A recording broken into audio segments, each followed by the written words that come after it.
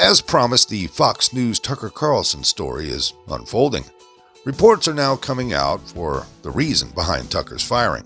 According to the Los Angeles Times, Rupert Murdoch ordered Tucker's firing because Tucker believed January 6th conspiracy claims and because a producer accused him of bullying her and that he was sexist and anti-Semitic.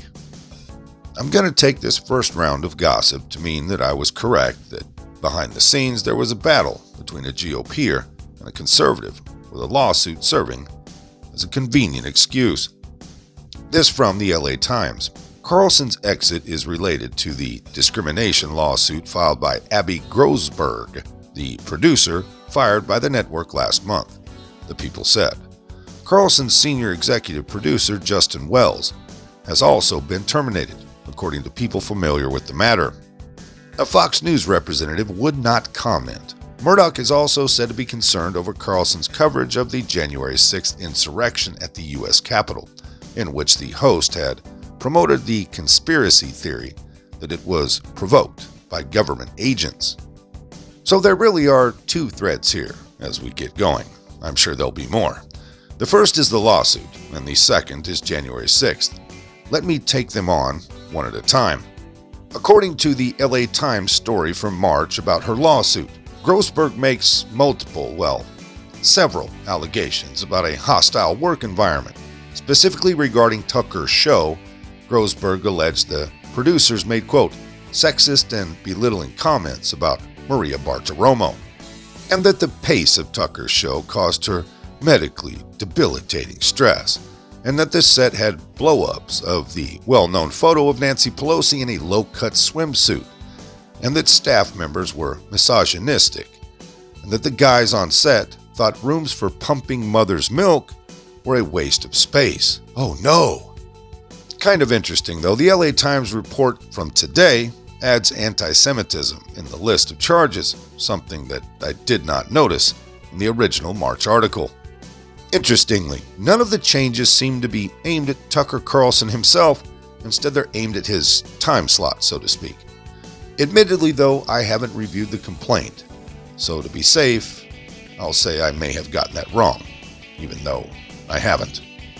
But at the same time, it's very hard to believe that these allegations from a month-old complaint would justify firing Fox News' most popular personality.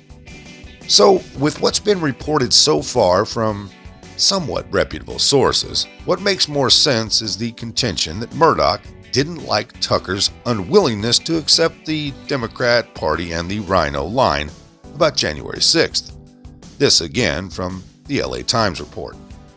Quote, Murdoch is also said to be concerned over Carlson's coverage of the January 6th insurrection at the Capitol, in which the host was promoting the conspiracy theory that it was provoked by government agents.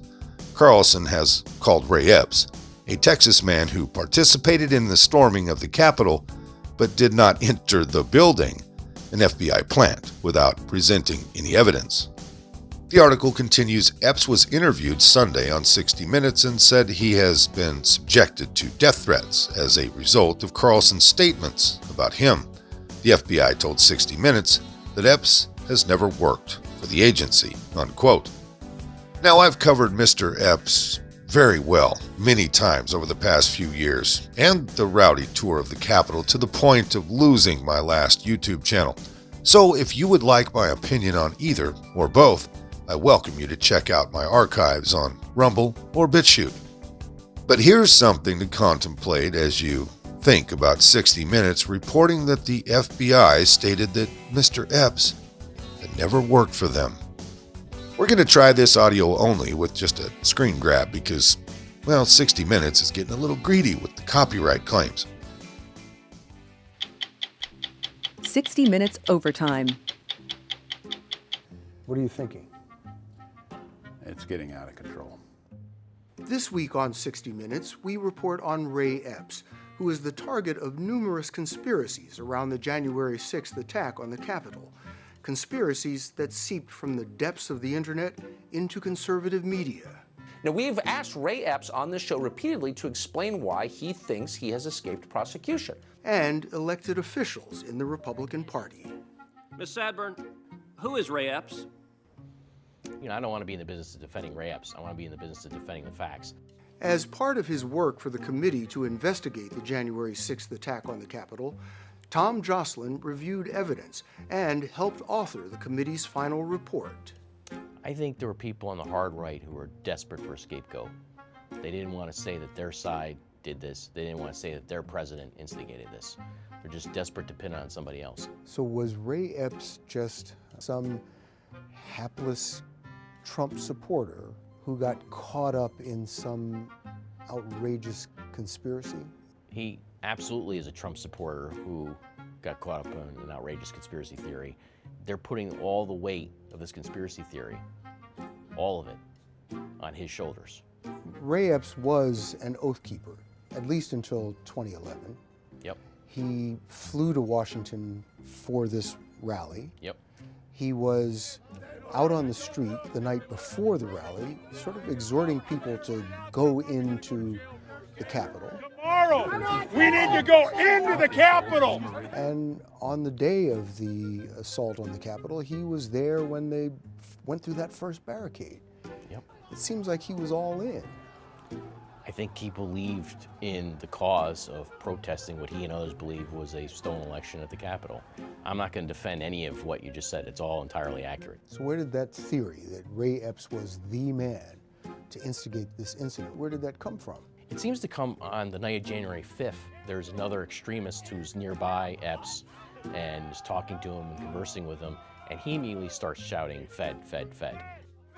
Fed, Fed, Fed, Fed, Fed. At Ray Epps. At Ray Epps, because Ray Epps is talking about going into the Capitol. Now, here's what's interesting.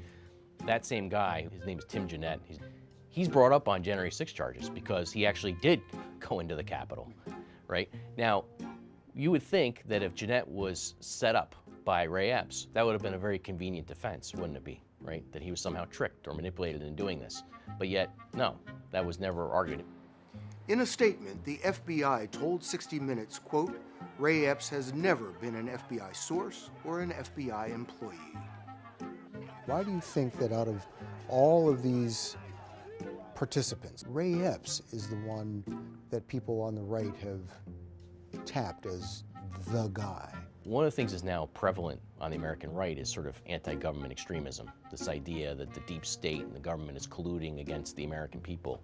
This is part of a sort of an extremist ideology that says that the government is out to get the little guy, out to get the right-wingers, the conservatives, and will do anything, including setting them up at the Capitol to do so.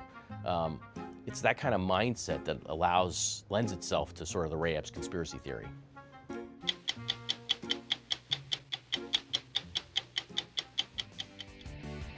There are a whole host of other anomalies attached to Mr. Epps' behavior and the Democrats' reverence for him. After all, folks, only someone who really doesn't want to know the truth would be angry at someone else who was poking around, trying to find the truth, or something like that. I think you get my point. In other words, as I suggested in my original video about Tucker parting ways with Fox, what we're seeing here is a battle in the great ideological warfare playing out in America. Tucker was questioning many of the left's, the media, the corporate classes running narratives, and that didn't play well at Fox. It's another part of the great sorting. More on that down the road. I have no doubt Carlson will not only land on his feet, but become even more popular. After all, he's in his height of popularity, and he was fired for no real-world reason at all, making him pretty much an instant legend. He has the talent and the following to set the podcast world on fire, that's for sure. And I'd guess that's probably the direction he goes, if he doesn't decide to become the Michael Jordan of Newsmax or something like that.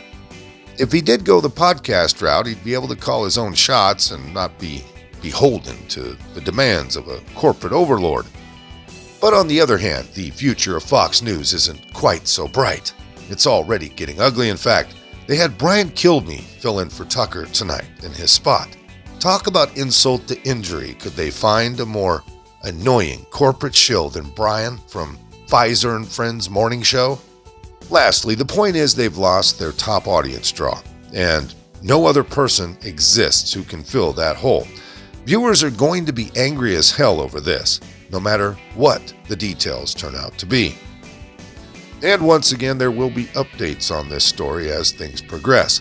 Most of this came by way of the American Thinker. If you liked it, hit that like button. Subscribe if you haven't. Leave a comment down below. There's a PayPal link in the description box, so please put $1 in the bucket on the way out the door. I'd like to thank everyone for all your donations. They're much needed and much appreciated. Now, with all that being said, we'll see you next time. Come on, move. Move. Easy, easy.